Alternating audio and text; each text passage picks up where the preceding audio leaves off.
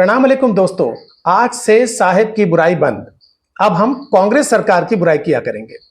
पहली बुराई कांग्रेस की है नॉर्मल बीपी। कांग्रेस के समय में ज्यादातर लोगों का ब्लड प्रेशर नॉर्मल रहता था। उनकी जिंदगी में कोई एक्साइटमेंट, कोई उत्तेजना नहीं थी। सरकार से लेकर घर बार तक सब कुछ चुपचाप चल रहा था। हर 5-6 साल पे एक वेतन आयोग आता था और बड़े बाबू की तनख्वाह चुपचाप एक झटके में 30-40% बढ़ जाती थी। हाउसिंग लोन लेके मकान बन रहे थे और बिजनेस लोन लेके कंपनियां। कारों की तादाद बढ़ रही थी और बेकारों की घट रही थी। लेकिन यार एक्साइटमेंट नहीं था लाइफ में। अखबार खोलिए वही रोज की खबरें, टीवी खोलिए वही सास बहू के सीरियल। न श्मशान, न कब्रिस्तान, न जिहाद, न 3 तलाक, न पाकिस्तान, न कोई नवाज शरीफ की अम्मी के पैर पड़ रहा था, न कोई जिनपिंग को झूला झूला रहा था। मजा ही नहीं था यार। जिंदगी में बोरियत भर गई थी बिल्कुल। लेकिन एक बात है भाई, उस समय में भी अगर कोई एंटरटेनमेंट करता था तो यही लोग करते थे। प्रधानमंत्री कौन बने, इस मुद्दे को लेकर कोई सर मुड़ाने को तैयार था। याद आया?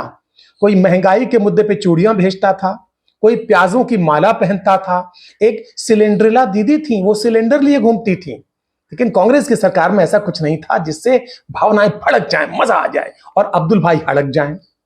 ये तो बीजेपी थी जिसने पहली बार हमें बताया कि शासक का काम होता है प्रजा को सुख देना। जैसे कि कानों का सुख, अच्छी अच्छी बातें सुनने को मिले, आंखों का सुख, अच्छे अच्छे दृश्य देखने को मिले। कांग्रेस के दौर में कानों का सुख तो बिल्कुल नहीं था भाई।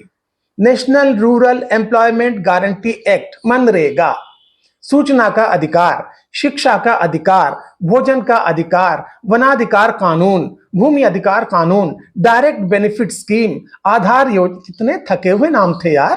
यहां देखिए आप, योजना का नाम घर घर में नल का जल। ये योजना का नाम है, अपने आप में पोइट्री है यार। नदियों झीलों से निकल निकल, निर्मल शीतल कोमल अविरल, बहता कलकल करता छल छल, घर घर में पहुंचे नल का जल। पानी कम वक्त घर घर पहुंचे ना पहुंचे, पानी की आहट भी ना पहुंचे, उसकी छलछलाहट जरूर पहुंच जानी चाहिए। इसे कहते हैं कानों का सुख। अब एक और कलाकारी देखिए।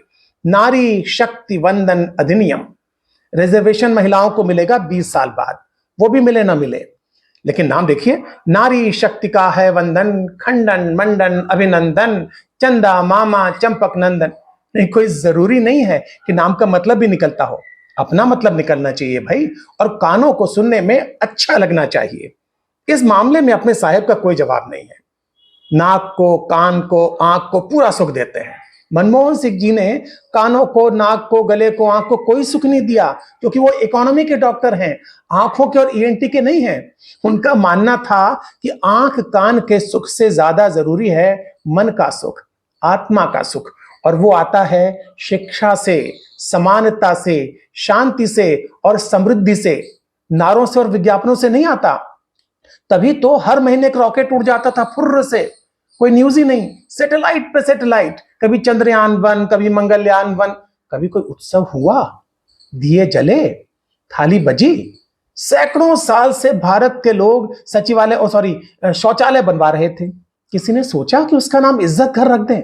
सोचिए कितना गर्व महसूस होता होगा जब लोग इज्जत घर में बैठते होंगे जाकर के। कितनी कितनी इज्जत फील होती होगी।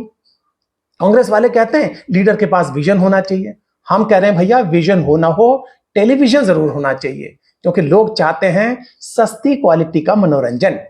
और कुछ पल के मनोरंजन के लिए लोग कोई भी कीमत चुकाने को तैयार हैं, चुका ही रहे। बहरहाल ये था कानों का सुख। अब आप देखिए आंखों का सुख। पहले वाले आते थे, एक जैसी स्टाइल, एक जैसे कपड़े, कई बार मैचिंग भी नहीं होते थे, एक जैसी दाढ़ी, एक रंग की पगड़ी। बोर हो गए थे हम लोग यार। यहां देखिए, राजा बाबू नित नए लिबास में, चमकता हुआ चेहरा, बाकायदे फेशियल, गंजे सर पे बालों की वीविंग, दाढ़ी की नई नई स्टाइल, डिजाइनर कुर्ता, पैरों में महंगी लेगिंग, अंदर से टमी टकर वो जिससे पेट कम दिखता है, ऊपर से शॉल, सर पे कभी मुकुट, कभी पगड़ी, कभी टोपी, कभी सींग, कभी बाग में मोर के साथ, कभी जहाज में चोर के साथ। सोचिए यार, जनता की आंखों के लिए कितना सुख है। कितना अच्छा लगता है ये सब। हमारा लीडर कितना सुंदर है, सजीला है, छैल छबीला है, और उस पे मीडिया डांस देखिए आप। ओ मेरा बाबू छैल छबीला मैं तो नाचूंगी। और कांग्रेस में जो होता था वो भी नहीं दिखता था। जीडीपी बढ़ रहा था, एक्सपोर्ट बढ़ रहा था, इकोनॉमी बढ़ रही थी, लेकिन भैया जीडीपी कहीं बढ़ता हुआ दिखता है? इकोनॉमी कहीं फूलती हुई बढ़ती हुई दिखती है? मूर्तियां दिखती हैं बनी हुई, मंदिर दिखता है बनता हुआ, और अगले 4 चुनाव तक दिखता ही रहेगा, क्योंकि शास्त्रों में लिखा है कि जो दिखता है सो बिकता है। कांग्रेस वाले कहेंगे हम तो देश बना रहे थे, आईआईटी बना रहे थे, आईआईएम बना रहे थे। इस में कितने लोग जाते हैं आईआईटी में, आईआईएम में यार? साल में 5,000 10,000, और मंदिर में कितने जाते हैं? नंबर देखिए आप। लोकतंत्र में भैया नंबर दिखता है, नंबर। ये बात कांग्रेस वालों की समझ में नहीं आई, लेकिन आपकी समझ में आ गई होगी कि हम कांग्रेस की बुराई क्यों कर रहे हैं। आप हमारे वीडियो देखते रहिए, हम आगे भी ऐसे ही कांग्रेस की बुराई करते रहेंगे।